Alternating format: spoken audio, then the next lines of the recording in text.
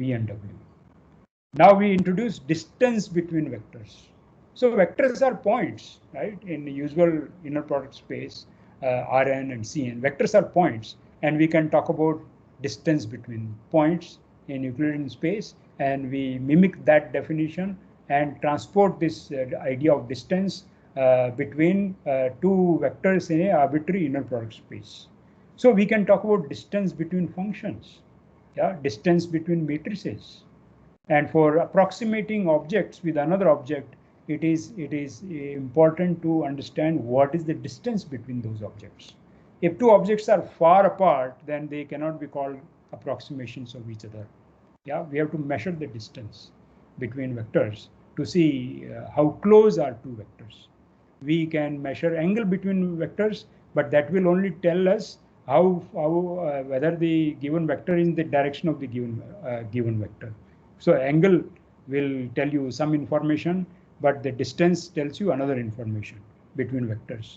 So we define distance between u and v. We copy the definition of distance between points in R2 and then define distance between u and v to be norm of u minus v. Okay, this agrees. This agrees with our what we know in R2. So suppose my vector u. Suppose my vector u is equal to xy and v equal to x prime y prime, and these are 2 points. These are 2 points, xy, x prime, y prime. How do I measure distance between them? It is x minus x prime square plus y minus y prime square and square root. But this is equal to the inner product of x, y, and x prime, y prime. Right? Okay. So therefore, sorry, what am I saying? Yeah, this is you take xy minus x prime, y prime. So this has components x minus x prime and y minus y prime, and then I take the length of this vector. The length of this vector is exactly square root of this. Okay, so I have to subtract one vector from another. Yeah, then I get a vector. Then its length is the distance between two vectors. So distance between u and v in arbitrary inner product space is the norm of u minus v. Yeah, distance between vectors, the norm of u minus v, and it agrees with our usual notion of distance between points in R2.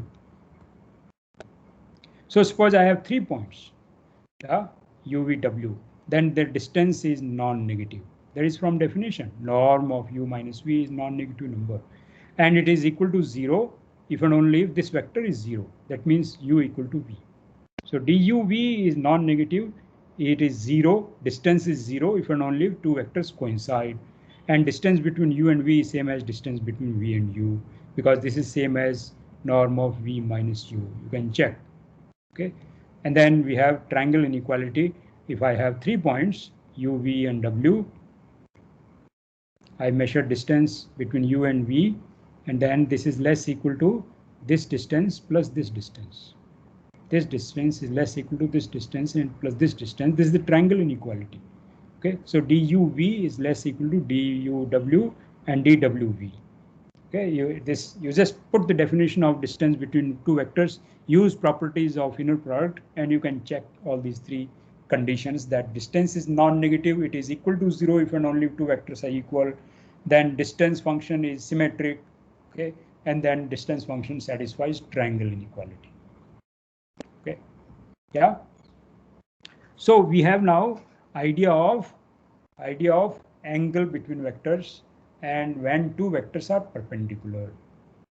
Okay. Now in R2 and R3 we are used to taking a basis where the vectors are mutually perpendicular. So the standard basis vectors I, j, k, they are 3 unit vectors which are mutually perpendicular.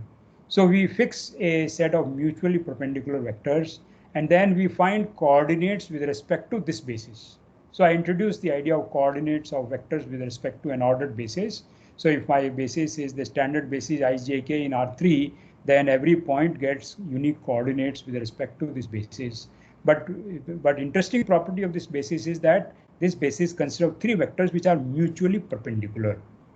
Okay, so once I have an inner product space, apart from being a vector space, it has inner product.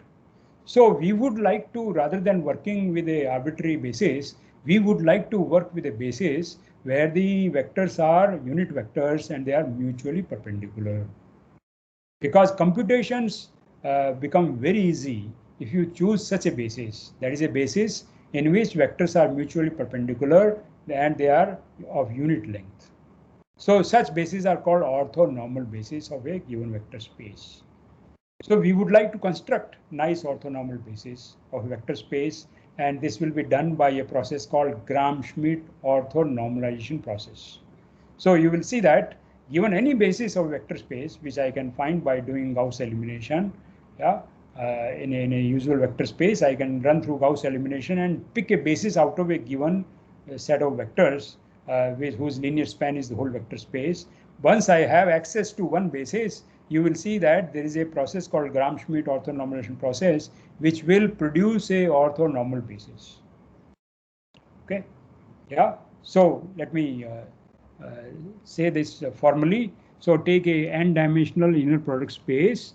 A basis of this vector space is called orthogonal if the elements are mutually perpendicular, which means inner product of vi with vj is 0 for I not equal to j, and the norm of every vector is 1, every vector has unit length, then we say this is a orthonormal basis. As opposed to arbitrary basis, we have idea of orthonormal basis. It is a basis. First of all, the vectors in this basis are mutually perpendicular and their length is 1.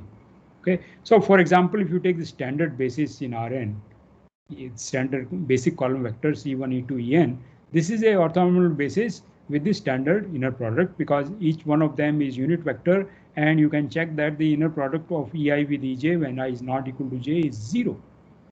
Yeah. So suppose I have a set of non-zero vectors in inner product space. Okay, if they are mutually perpendicular, let us show that they are linearly independent.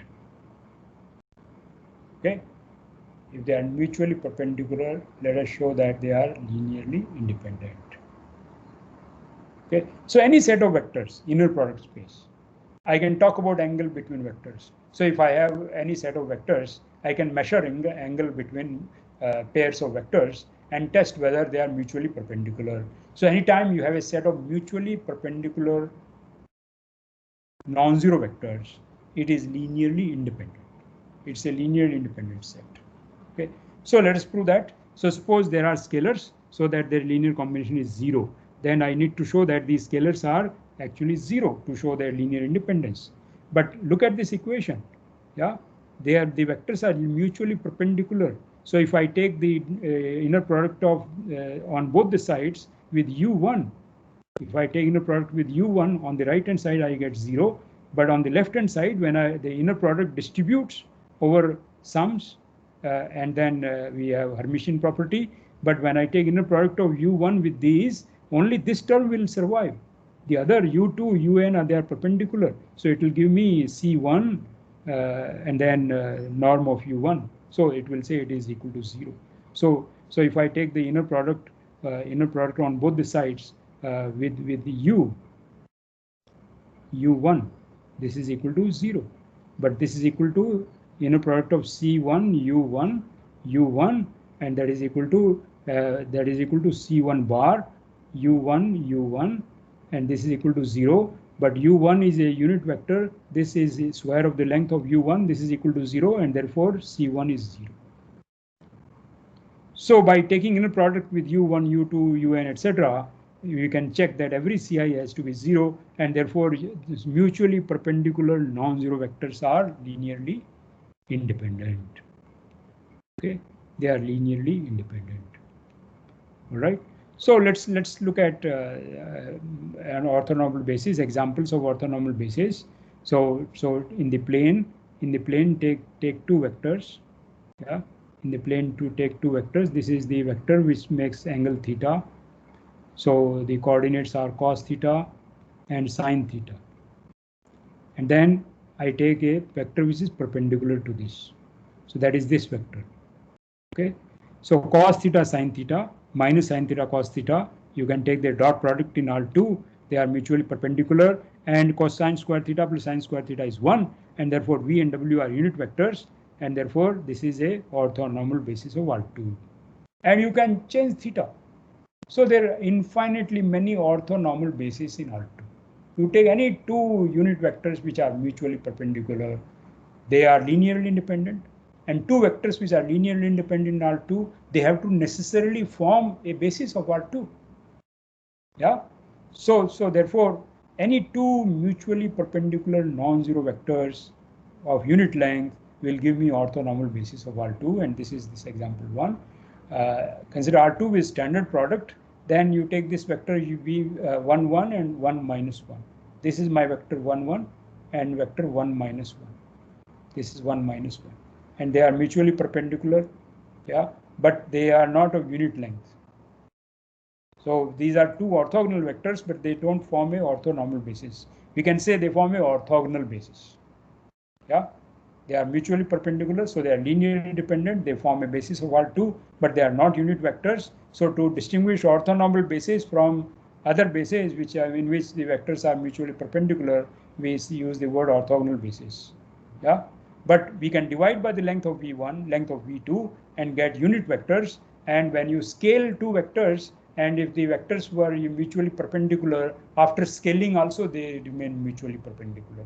Okay, so therefore any two vectors which are mutually perpendicular, I pick them first, and then in R2, and then divide by their length, I get a orthonormal basis. Okay, let's look at another example of the vector space of functions. So take a real inner product space of all continuous functions on 0 to pi. And the inner product is, take two functions, integrate from 0 to 2 pi of the product function. Okay, this is an inner product. You can check the 4 axioms and see that on the vector space of continuous real valued functions on 0 to 2 pi, this is an inner product. And so we can ask, how to construct orthonormal basis. But this is infinite dimensional vector space, right? This is an infinite dimensional space. So in infinite dimensional vector space, we can have idea of orthonormal basis, exactly same definition. Okay, but let us produce some mutually perpendicular continuous functions. Yeah. So here is standard example. Look at this sequence of function cosine nx. Yeah, cosine x, cosine 2x, etc. Last tutorial, in fact, this problem was solved. Yeah, it was proved that cosine nx and cosine mx, they are mutually perpendicular. So take and we can find their length. The square of length of g and x is inner product of cosine nx with cosine nx, which is this integral, and it is 2 pi if n equal to 0, and it is pi with n bigger than equal to 0. So the length of cosine nx, okay, is equal to pi whenever n is not equal to 0. Cosine nx, yeah. So whenever n is not equal to 0, if n equal to 0, it is 2 pi. Okay, it is 2 pi or pi. Okay, it is 2 pi or pi. So we have to divide by that length to get unit vectors. Okay, to get these unit vectors, right? And it is an interesting property that cosine mx and cosine nx, when m and n are not equal, they are mutually perpendicular, because this integral, you can calculate this integral by double angle formula. Yeah. So 0 to 2 pi cosine mx, cosine nx, this integral, it is 0 for m not equal to n. Nice calculus problem, but it will say that cosine mx and cosine nx, if m is not equal to n, they are perpendicular vectors. And using this formula, I can divide by their length. So I can get orthonormal set inside this vector space. Yeah, I can get orthonormal set of arbitrary length. Just take cosine x, cosine 2x, cosine 3x, etc., etc. Divide by their length by this formula, and then you get unit vectors. So we can have orthonormal set of functions which have the arbitrary number of elements in that set. Okay, yeah. So there are infinite sets which are consisting of mutually perpendicular unit vectors in the function space. So cosine mx is one family. Sine mx is another family. Okay, sine mx is another family. Okay, yeah.